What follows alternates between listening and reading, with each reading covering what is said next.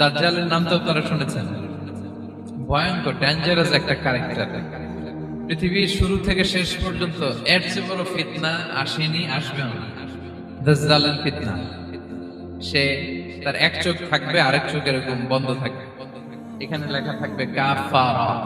কোনোভাবেই তাকে দমানো যাবে না, হত্যা করা যাবে না। আল্লাহ নবী ঈসা আলাইহিস সালাম তাকে হত্যা করবেন।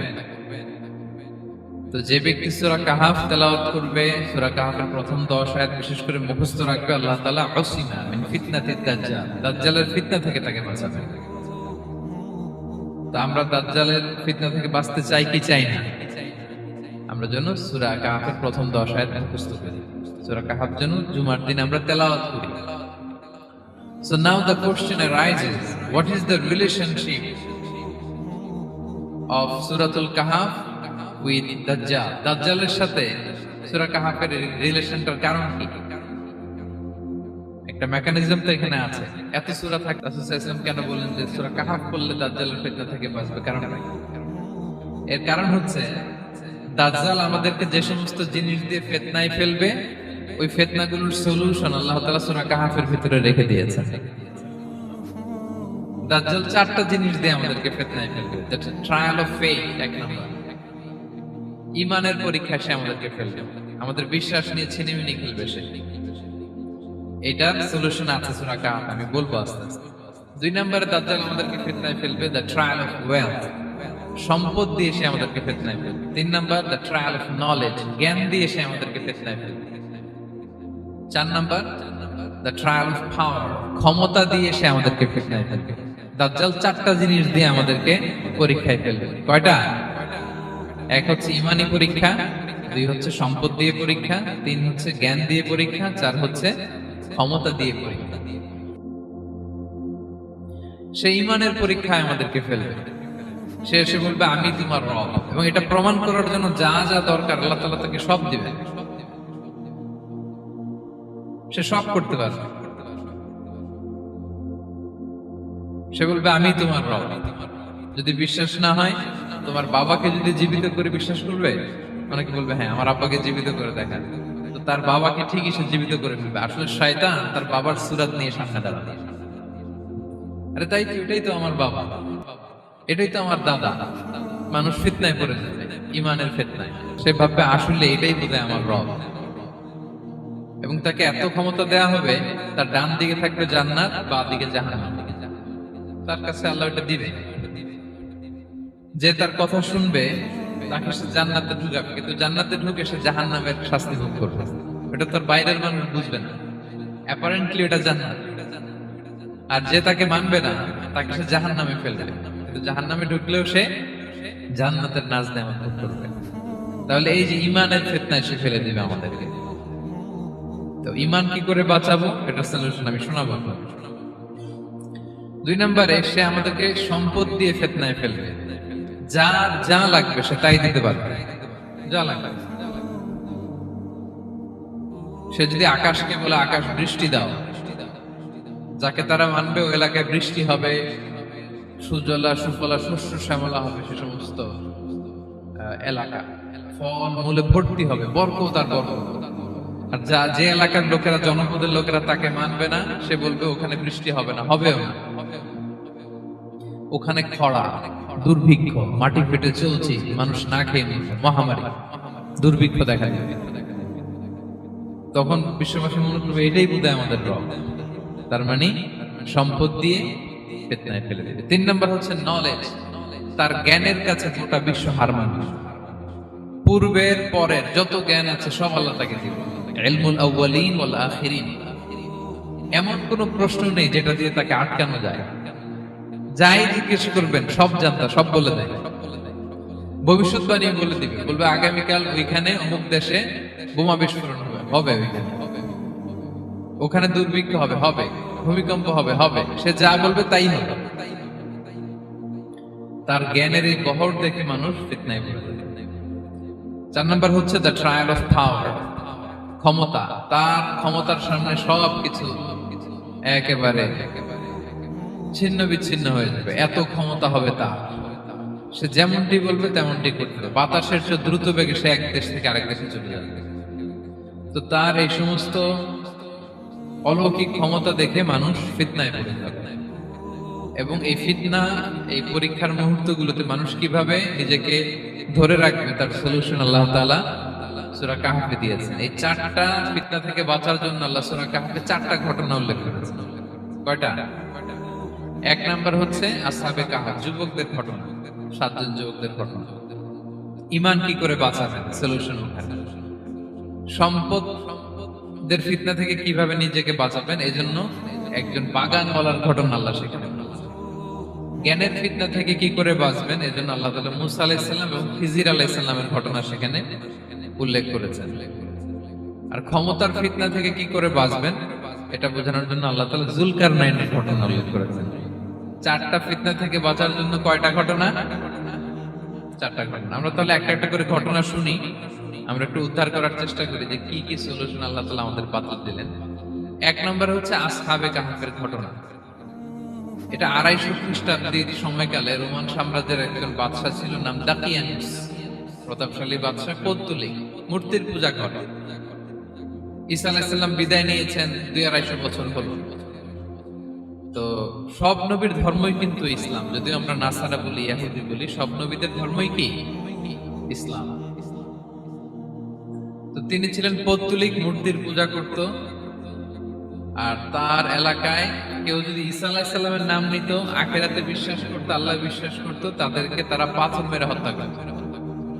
এজন্য ভয়ে কেউ ঈসাই ধর্মে ঈমান আনত না, মানে ইসলামে ঈমান আনত না। এই রাজার ভয়ে সবাই মূর্তির পূজা করত।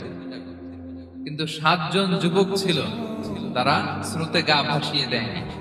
স্রোতের বিপরীতে তারা ঈমান নিয়ে দাঁড়িয়েছে। তারা ঈসা আলাইহিস সালামের রেখে যাওয়া সত্য ধর্মের উপর ঈমান এনেছিল, আখিরাতে তারা বিশ্বাস করত। তো এই 7 জন যুবকের কথা ছড়াতে ছড়াতে রাজা দাকিয়ানুসের কাছে চলে যায়। উনি তো রেগে মেগে আগে ডেকে পাঠালো 7 জনকে। তাদেরকে জিজ্ঞেস করলো, তোমরা কাকে মানো? বলতেছে এক আল্লাহকে মানি। সাহসী, খুবই সাহসী।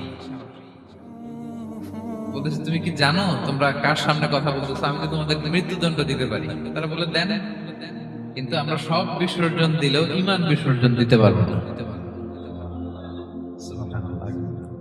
তিনি বললেন, তোমরা যুবক মানুষ, রক্ত গরম, আবেগে কথা বলতেছো, 3 দিন সময় দিলাম, যাও।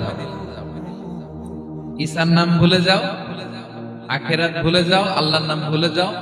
3 দিন পরে তোমাদেরকে আবার ইন্টারভিউ নেব। ওই দিন যদি একই কথা বলো, পাথর মেরে 7 জনকে দুনিয়া থেকে উড়িয়ে দেব। তারা চলে গেল। এবার 7 বন্ধু মিলে পরামর্শ করতে লাগলো, কি করতে পারি আমরা, এই গুণে ধরা সমাজকে আমরা কিভাবে বাঁচাবো, এই পৌত্তলিকতার ছোবল থেকে এই ইফসিস নগরীকে বাঁচাবো কি করে। নগরীটার নাম ছিল ইফসিস নগরী। বর্তমানে এটা তুরস্কের ইজমির শহরে অবস্থিত। এখনো জায়গাটা প্রত্নতাত্ত্বিকদের ইয়েতে এটা সংরক্ষিত, এখনো টুরিস্টরা যায়। তো তারা বলল, আমরা ঈমান বিসর্জন দিব না, যদি আমরা ওদের কথা মেনে নেই, আমরা তো মুশরিক হয়ে গেলাম। চলো আমরা এক কাজ করি, আমরা এলাকা ছেড়ে দিই। এই 7 যুবক আল্লাহর উপর ভরসা করে তারা বাড়ি ঘর, আত্মীয় স্বজন সব ছেড়ে দিয়ে, লোকালয় ছেড়ে দূরে একটা পাহাড়ের ভেতরে আশ্রয় নিল। পাহাড়ের ভেতরে একটা গুহা ছিল। এই গুহাকেই আরবিতে বলে আল কাহাফ। কি বলে? এই সূরার নাম কি? সূরাতুল কাহাফ। তো তাদের সাথে সাথে একটা কুকুরও যাচ্ছে। তারা বারবার তাড়িয়ে দেওয়ার চেষ্টা করতেছিল কুকুরটাকে, যাতে না যায়, কিন্তু কুকুর শুধু কান্না করে তার সাথে যাওয়ার জন্য ঘেউ ঘেউ করতেছে। এই কুকুরটাকেও সাথে নিল। ভালো মানুষদের সাথে থাকলে কি হয় দেখেন, এই কুকুরের কথা, যেহেতু 7 জন ইমানদারের সাথে একটা কুকুর ছিল, এই কুকুরের কথা আল্লাহ সূরাতুল কাহফে উল্লেখ করে দিয়েছে। কালবুহুম বাসিতুন যিরাআইহি বিল ওয়াসি। তো তারা ভিতরে গেল, যে প্রচন্ড ক্লান্ত, তারা ঘুমিয়ে পড়ল। কি করলো? এই এক ঘুমে আল্লাহ 309 বছর কাটাই দিলেন। কয়শো 9 বছর? 9 বছর ঘুম, সব ঘুম, প্রচন্ড ঘুম, ঘুম যেন আর কাটে না। 309 বছর পরে এরা জাগে। এখন খুব ক্ষুধা, ঘুমে আর মোর ভাঙতেছে। আর একজন জিজ্ঞেস করতেছে, কি লম্বা সময় ঘুম দিলাম কোথায় আমরা? একজন বলতেছে, হ্যাঁ, মনে সারাদিনই ঘুমাইছে। আরেকজন বলতেছে না না সারাদিন না, দিনের কিছু অংশ হয়তো ঘুমাইছে। আসলে কয় বছর ঘুমাইছে? 309 বছর। তো এদিকে সভ্যতার তো চেঞ্জ এখানে। ওই দাকিয়ানুস মরে, এর ছেলে মরে, এর নাতি মরে, পুতি মরে, এখন 6ষ্ঠ নম্বর রাজা আসছে। প্রজন্মের পর প্রজন্ম তো শেষ। 309 বছর কমপক্ষে 4-5টা জেনারেশন চেঞ্জ হবে। তো জেনারেশন চেঞ্জ হয়ে, এলাকা চেঞ্জ হয়ে, তারা যে স্বপ্ন দেখেছিল এই ইফসিস নগরীতে কালেমার পতাকা উঠবে, তাদের স্বপ্ন আল্লাহ বাস্তবায়ন করেছে। 309 বছরের ব্যবধানে এই এলাকার সবাই মুসলিম হয়ে গেছে। আল্লাহ চাইছিলেন ওদেরকে দেখাবে এটা, ওদের স্বপ্নটা যে বাস্তবায়ন হয়েছে এটা দেখাবে। তো ঘুম থেকে উঠছে, একজনকে তারা বলল যে লুকায় লুকায় চাদর মুড়ি দিয়ে কিছু রুটি নিয়ে আসো বাজার থেকে, যাতে তোমাকে না চিনে। চাদর মুড়ি দিয়ে যাও। কিছু পয়সা ছিল, মুদ্রা দিয়ে দিছে। তো সে যে যখন দোকানদারের কাছ থেকে রুটি নিচ্ছে আর মুদ্রা দিছে, দোকানদার বলে এই মুদ্রা কোথেকে আসলো? 309 বছর আগে মালয়েশিয়াতে রিঙ্গিট ছিল কিনা জানি না, যেভাবে ওরা ট্রানজাকশন করতে পারে যেটা ছিল, ওইটা যদি এখন কেউ দেয়, রাজধানী বিলাসে খাবার পাওয়া যাবে? হ্যাঁ। তো রুটিওয়ালা বলে তুমি বর্তমান সময়ের মুদ্রা দাও, এটা দিচ্ছ কেন? বলতেছে এটা তো বর্তমান সময়ের মুদ্রা। বলতেছে এই যে মুদ্রার মধ্যে দেখো কোন সালের সিল দেওয়া, এটা তো শত শত বছর আগে। বলতেছে কি বলে শত বছর আগে? আমি তো আজকে সকালেই বাজার করলাম, ওই বাজার করে যে টাকাগুলো ছিল ওইটাই তো পকেটে। বলতেছে বলে কি? নিশ্চয়ই তুমি গুপ্তধনের সন্ধান পেয়েছো, হিডেন ট্রেজার। বলো, মানে তার সাথে এদের কথাবার্তা কিছু মিলতেছে না। পরে তাকে ধরে ওই সময়কার রাজার কাছে নিয়ে গেছে। ওই রাজা আবার মুসলিম, সবাই মুসলিম তখন। সে যা বলে এরাও কেউ বিশ্বাস করে না, এরাও যা বলে এও বিশ্বাস করে না। আর এলাকায় এর বাড়ি ঘর আসবে কোত্থেকে? এর নাতি পুতি যা আছে 5-6 পুরুষ তো মরে সবাই কবরে। তখন তার কথা শুনে সবাই অবাক। তো এটা মিলানোর জন্য তারা 309 বছর আগে দাকিয়ানুস বাদশার সরকারি যে নথিপত্র, এই পুরাতন ছিঁড়া নথিপত্র তারা বের করে দেখে ঠিকই দাকিয়ানুস নামে এক বাদশা ছিল। আর অনেক শত শত বছর আগে মোস্ট ওয়ান্টেড 7 জন যুবক ছিল, যাদের ব্যাপারে এক্সিকিউশনের অর্ডার ছিল। এখন দেখে তারা অবাক। লম্বা ঘটনা আমি শর্ট করে বলতেছি। পরে সবাই মিলে তাকে সহ ওই গুহায় গেল। গুহায় যাওয়ার পরে সে বাকিদেরকে ডাকতে গুহার ভিতরে ঢুকলো। আল্লাহ তাআলা 7 জনকে ওইখানে মৃত্যু দিয়ে দিলেন। চিরকালের জন্য এই 7 জন ঘুমায় পড়ল। আর এলাকাবাসী রাজা সহ এখানে তারা একটা মসজিদ নির্মাণ করল। This is the story of আসহাবে কাহাফ। তো এলাকাবাসী যদিও মুসলিম হয়েছিল, কিন্তু আখিরাতের ব্যাপারে তাদের একটা সন্দেহ ছিল যে আসলে মানুষ মরার পরে কি আবার জীবিত হবে? মৃত্যুবরণ করার পরে আবার মানুষ জীবিত হবে? তাদের মনের মধ্যে একটা সন্দেহ ছিল যে আসলে মারা গেলে মানুষ আবার উঠতে পারে। তাদের এই সন্দেহ দূর করার জন্য আল্লাহ তাআলা এই 7 জনকে 309 বছর ঘুম পাড়িয়ে আবার জীবিত করলেন। সুবহানাল্লাহ। তাহলে ঈমান কিভাবে বাঁচাতে হয় এটার প্রেরণা আমরা এই 7 যুবকের কাছ থেকে পাই। এখানে যেটা আমরা শিখি প্রিয় ভাইরা, 1 নম্বর লেসন হচ্ছে আমাদের গুড কোম্পানি লাগবে, রাইটাস পিপল, মানে আমাদের সার্কেলটা ভালো হইতে হবে। তাদের 7 জনের সার্কেলটা খুব ভালো ছিল, ফলে তারা বিপথে যায় না এবং তারা এমন শক্ত সিদ্ধান্ত নিয়েছে যে আল্লাহ তাআলা সেটাতে বরকত দিয়েছেন, গোটা সমাজকে আল্লাহ তাআলা চেঞ্জ করে দিয়েছেন। এটা হচ্ছে 1 নম্বর লেসন। আপনি ঈমান বাঁচাতে হলে আপনার সার্কেল ভালো লাগবে। খুঁজবেন যে এলাকায় যাবেন ওখানে নামাজি সার্কেল কারা আছে, ওখানে জ্ঞানী গুণী সার্কেল কারা আছে, ওখানে ভালো কাজ করতে চায়, একে অপরকে সহযোগিতা করে, কল্যাণের পথের যাত্রী কারা আছে খুঁজতে হবে আপনাকে। খুঁজে ওই সার্কেলে আপনি যুক্ত হবে, তাইলে ঈমান বাঁচানো যাবে। ক্লিয়ার?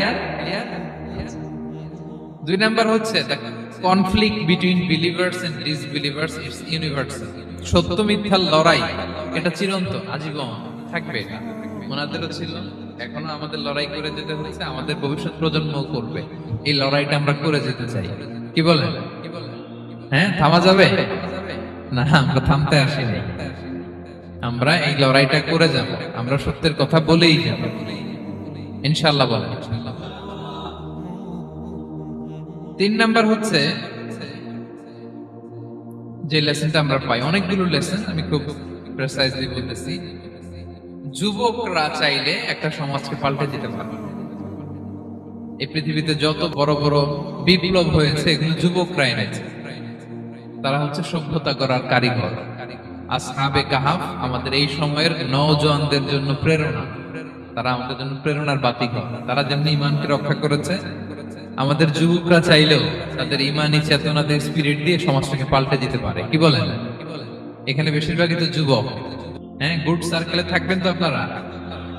সত্যের পক্ষে সবাই থাকবেন তো? আল্লাহ তাআলা কবুল করুন। আচ্ছা, এবার দ্বিতীয় নাম্বার ছিল সম্পদের ফিতনা, কিভাবে বাঁচবেন। আসহাবে কাহাফের পরে সূরা কাহাফে আল্লাহ তাআলা একজন বাগানওয়ালার ঘটনা বলেছে। দুজন বন্ধু, একজন একটু গরিব, সে বিশ্বাসী, আরেকজন ধনী, সে অবিশ্বাসী। তাকে আল্লাহ তাআলা বিশাল বড় খেজুরের বাগান আর আঙ্গুরের বাগান দিয়েছেন, বিশাল অনেক বড় বিজনেস ম্যাগনেট। তো এই সম্পদের অহংকার সে করত। সে প্রায় তার গরিব বন্ধুকে বলতো যে তোর চেয়ে আমার সম্পদও বেশি, সন্তানও বেশি, জনবল বেশি, লোকবল বেশি, অর্থবল বেশি, সব বেশি। অহংকারে তার পা মাটিতে পড়ত না। আর সে আখিরাতে অবিশ্বাস করত এবং সে বলতো যে এই সম্পদ আমারে বাঁচাবে, চিরকাল আমাকে স্মরণীয় করে রাখবে, এই সম্পদ কোনোদিন যাবে না। অনেক বড় বড় ধনীরা আছে, তারা এরকম মনে করে যে আমি এত বড় সিআইপি, হ্যাঁ, আমি এত বড় বিজনেস ম্যাগনেট, এই দিন বোধহয় আর চেঞ্জ হতে পারে না, আমার আজীবনই বোধহয় এত পাওয়ার থাকবে, এত সম্পদ থাকবে। এটা ভুল ধারণা। এটা কি ভুল ধারণা? এই যে তুরস্কে দুর্ভিক্ষ হইল না, আপনারা দেখছেন না যে অনেক সম্পদের মালিক বাড়ি ঘর ভেঙে রাস্তার ফকির। এখন ওই যে রিফিউজিদের জন্য যে খাবার আসছে, ওখানে লাইনে দাঁড়াইছে, কারণ এখন লাইনে না দাঁড়ালে খাবারও তো মিলবে না। 1000 কোটি টাকার মালিক ছিল, ভেঙে চুরে সব শেষ। এখন রিলিফের নেওয়ার জন্য দুস্থদের কাতারে ওখানে দাঁড়াইছে, কারণ দাঁড়াইলে কিছু খাবার পাওয়া যাবে, খিচুড়ি পাওয়া যাবে, তা না হলে তো খাবারটাও মিলবে না। এই যে বঙ্গবাজারে আগুন লাগলো আমাদের বাংলাদেশে, 20টা-25টাও দোকান ছিল অনেকের যাদের অন্যান্য বিজনেস আছে তারা হয়তো সার্ভাইভ করতে পারতেছে, কিন্তু এমন অনেক ব্যবসায়ী ছিল সব শেষ, জ্বলে পুড়ে, তার টাকা পয়সা পুঁজি স্বপ্ন সব শেষ। তো ধনীকে গরিব বানাতে আল্লাহর 1 সেকেন্ডও লাগে না। ওই বিশাল প্রাসাদ থেকে টেনে ভাঙ্গা থালা হাতে দিয়ে রাস্তায় নামাইতে আল্লাহ কয় সেকেন্ড লাগে বলেন তো? 1 সেকেন্ডও লাগে না।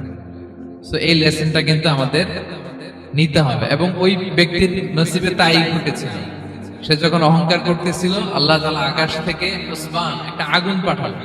ওই আগুন এসে তার আঙ্গুরের বাগান, তার খেজুরের বাগান, বিশাল মাইলকে মাইল বাগান জ্বালিয়ে পুরো মুহূর্তের মধ্যে সারখার, এবং মুহূর্তের মধ্যে সে পথের ভিখারি, ফকির। এই ঘটনাটা এনে আল্লাহ তাআলা সম্পদশালীদেরকে রিমাইন্ডার দিলেন যে এই সম্পদের ফিতনায় তোমরা পড়ে যেও না। আমরা সম্পদশালী হলে বাস্তবতা অনেক সময় ভুলে যাই। সূরাতুল হুমাযাতে আল্লাহ তাআলা বলেন ইয়াহসাবু আন্না মালাহু আখলাদা। সম্পদশালীরা মনে করে এই সম্পদ আমাকে চিরকাল বাঁচিয়ে রাখবে, চিরকাল বোধহয় এই সম্পদ আমার হাতে থাকবে। না, এটা হাতের ময়লা, আজ আছে কাল নাই, যে কোনো সময় চলে যেতে পারে। এটা হচ্ছে ম্যাটেরিয়ালিস্টিক আউটলুক, বস্তুবাদী চিন্তা থেকে এই আমাদের ধনী ভাইদের এই সমস্যাটা হয়। ভোগবাদী চিন্তার প্রভাব আর কি। সম্পদ যখন হাতে থাকে ধরাকে সরাজ্ঞান করে, মনে করে যে সবই আমার কন্ট্রোলে। না, আপনারে ওই গরিবের কাতারে আনতে, ওই রিলিফের সম্পদ নেয়ার জন্য ওই লাইনে দাঁড় করাইতে আল্লাহর 1 সেকেন্ডও লাগে না। এটা খেয়াল রাখতে হবে। আমরা যখন প্রাইভেট কারে চড়ি, মাঝে মাঝে অনেকে এসে হাত পাতে, এদেরকে ছোট করা যাবে না। গল্পটা আল্লাহ ভিন্ন করতে আল্লাহর 1 সেকেন্ডও লাগে না। ওইদিকে আমি দাঁড়ায় হাত পাততাম আর উনি প্রাইভেট কারে বসে থাকতো। আল্লাহ চাইলে এরকম করতে পারতেন না?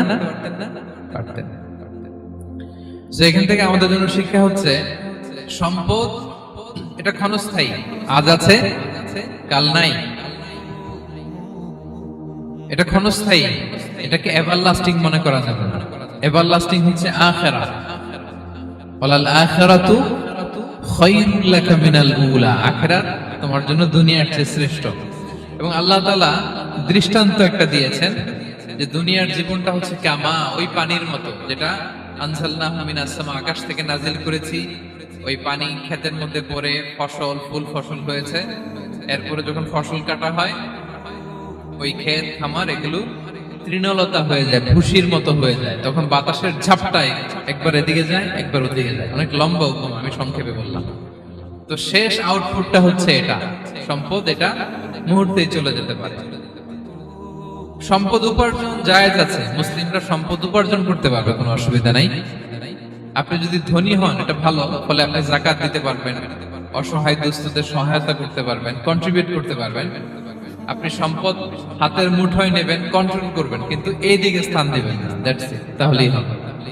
আমরা সম্পদ কি করতে পারবো? উপার্জন করতে পারবো, কিন্তু হৃদয়ে স্থান দিতে পারবো না। হৃদয়ে স্থান থাকবে আখিরাতের।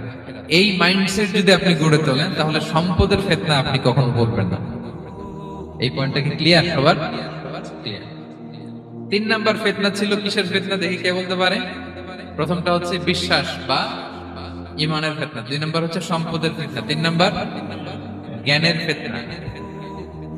জ্ঞানেরও কিন্তু ইলমেরও একটা গরম আছে, যার ইলম আছে তার মধ্যে এই সমস্যাটা কাজ করে। সেটার জন্য আল্লাহ তাআলা মুসা আলাইহিস সালাম খিজির আলাইহিস সালামের ঘটনা বলেন। আমি খুব সংক্ষেপে বলবো, সময় কম। মুসা আলাইহিস সালাম হচ্ছে বনি ইসরাইলের নবী, আর খিজির আলাইহিস সালাম কেউ বলেছেন নবী, কেউ বলেছেন আল্লাহর ওলি। আসলে আরবিতে ওনার নাম খদির, আমরা বাংলায় বলি খিজির। খদির মানে সবুজ। উনি যে কোনো জায়গায় বসলে ওখানে মরা গাছ লতা পাতা এগুলো সবুজ হয়ে যেত। অনুর্বর এলাকার উপর দিয়ে হেঁটে গেলে ওটা উর্বর হয়ে যেত। তো মুসা আলাইহিস সালাম একবার ওয়াজ করতেছেন এইভাবে বনি ইসরাইলের সামনে, খুতবা দিচ্ছেন। হঠাৎ এক লোক দাঁড়ায় বলে, ইয়া নবী আল্লাহ, মান আ'লামু ফিল আরদ, বর্তমান পৃথিবীতে সবচেয়ে জ্ঞানী কে? মুসা আলাইহিস সালাম বলেন, ফাকালা আনা, আমি। কি বললেন? উনি আসলে ভুল কিছু বলেন নাই, কারণ প্রত্যেক জামানার নবীকেই আল্লাহ তাআলা সবচেয়ে বেশি জ্ঞান দিয়ে পাঠান, কারণ তার কাছে ওহীর জ্ঞান আসে, অদৃশ্যের খবর আসে, ইলমুল গায়ব আসে। কিন্তু এই উত্তরটা আল্লাহ তাআলার পছন্দ হয় না। আল্লাহ তাআলা চাচ্ছিলেন মুসা যদি বলতো আল্লাহ তাআলাই জানে কে জ্ঞানী বা আল্লাহই সবচেয়ে জ্ঞানী, এরকম হলে ভালো হতো। কিন্তু মুসা আলাইহিস সালাম কি বলছে? আমি। এখন প্রশ্ন করলো, সবচেয়ে বড় জ্ঞানী কে? উনি কি বললেন? আমি। এই যে আমি আমি, এটাতে ঝামেলা আছে। আমি বড়, আমি জানি, আমি সব, দিস ইজ প্রবলেমেটিক। আল্লাহ এটা পছন্দ করলেন না। আল্লাহ তাআলা মুসা আলাইহিস সালামকে বললেন, মুসা তুমি যে বলছো তুমি জ্ঞানী, না তুমি জ্ঞানী না, তোমার চেয়ে বড় জ্ঞানী আছে। মুসা আলাইহিস সালাম বললেন, তাই নাকি? আমার চেয়ে বড় জ্ঞানী কে? তো আল্লাহ তাআলা বললেন, ইযহাব ইলা মাজমাইল বাহরাইন, 2 সাগর বা 2 নদীর মিলনস্থলে যাও, ওখানে আমার এক বান্দা আছে তোমার চেয়েও জ্ঞানী। মুসা আলাইহিস সালাম বললেন, তাই নাকি? তো আল্লাহ, আমি কিভাবে চিনি উনি কোথায় থাকে, কিভাবে বুঝবো? আল্লাহ বললেন, একটা বড় মাছ নাও, এটাকে ফ্রাই করো, এটাকে ফ্রাই করে একটা ঝুড়ির ভেতরে নাও, যেখানে এই মাছটা সাগরে ঢুকে যাবে ওখানে আমার বান্দাকে পাবে। তো উনি উনার সহযোগী ইউশা ইবনে নুনকে নিয়ে হাঁটতে লাগলেন। হাঁটতে হাঁটতে এক জায়গায় ক্লান্ত হয়ে পাথরের পাশে বিশ্রাম নিলেন। ওই পাথর থেকে আবার এক ধরনের পানি বের হয়, পানিটারে বলে আবে হায়াতের পানি, মাউল হায়াত, জীবন নদীর পানি। এই পানি কোন মৃত প্রাণী বা বস্তুর গায়ে লাগলে ওটা জীবিত হয়ে যায়। তো ওনারা পাথরে হেলান দিয়ে বিশ্রাম নিচ্ছিলেন। ওই পানি ওই ফ্রাই করা মাছের গায়ে লাগার সাথে সাথে মাছ জীবিত হয়ে ঝুড়ি থেকে বের হয়ে সাগরে ডুবে গেছে। ওনারা আর খেয়াল করেন না। এরপর আবার হাঁটতে লাগলেন। হাঁটতে হাঁটতে যখন ক্লান্ত